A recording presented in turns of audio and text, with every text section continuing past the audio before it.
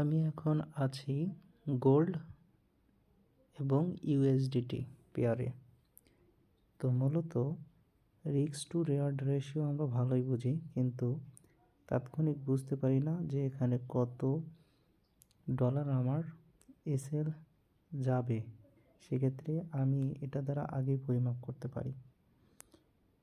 এর জন্য আমাকে যেটা নিচে লক্ষ্য রাখতে হবে, এই যে স্টপ 18.163, এটা দ্বারা কিন্তু আমার মূলত বোঝা যায় যে এখানে যদি আমি 0.01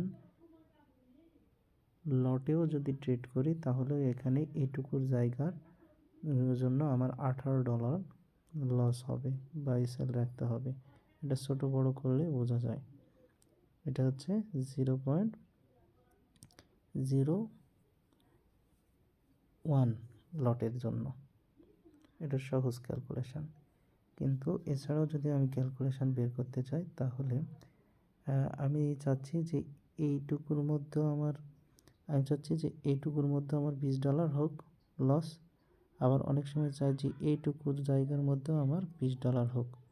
এক্ষেত্রে হচ্ছে যে 6.78, আর এক্ষেত্রে হচ্ছে আমার 15.1, অর্থাৎ সাইজ যতটুকুই হোক, যত কম বেশি হোক, কিন্তু আমি চাচ্ছি ফিক্সড একটা এসএল, অর্থাৎ $20। তাহলে আমি ক্যালকুলেশন করে কেমনে বুঝবো যে কত লট সাইজ নিলে আমার এইটুকু জায়গার মধ্যে 20 হবে। তার মানে আমার মূলত এসএল হচ্ছে ফিক্সড।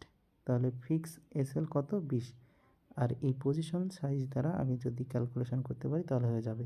এই পজিশন সাইজ দ্বারা যেহেতু ফিক্সড কি আমার হচ্ছে এসএল, অর্থাৎ আমি $20 করে লস করতে চাই। তাহলে $20কে আমি এই যে নিচে স্টপ, অর্থাৎ যেই পয়েন্ট পাচ্ছি 15.75, এই পয়েন্ট দ্বারা ভাগ দিব, সাথে এই পয়েন্টের সাথে যদি আমি 100 গুণ দিয়ে 20কে ভাগ দিই, তাহলে আমার হচ্ছে কত লট সাইজ হবে সেটা বের করতে পারবো। অর্থাৎ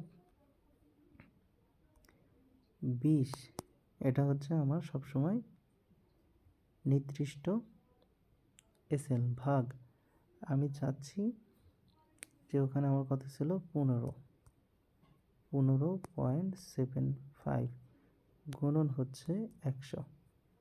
তাহলে দেখা যাচ্ছে যে আমার 0.012, অর্থাৎ এটা তো আর ওইভাবে হয় না, 0.01, 0.02 এইভাবে লট সাইডটা পরিবর্তন হয়। তার মানে আমাকে $20 এসএল রাখতে গেলে আমার কি পরিমাণে রাখতে হচ্ছে?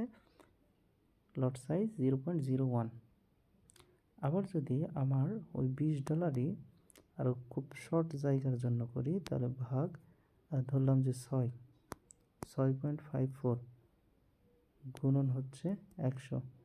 তাহলে আমি এটা ব্যবহার করতে পারবো কত লট? 0.03। এটুকুর মধ্যে আমার ক্যালকুলেশন হচ্ছে গোল্ডের ক্ষেত্রে।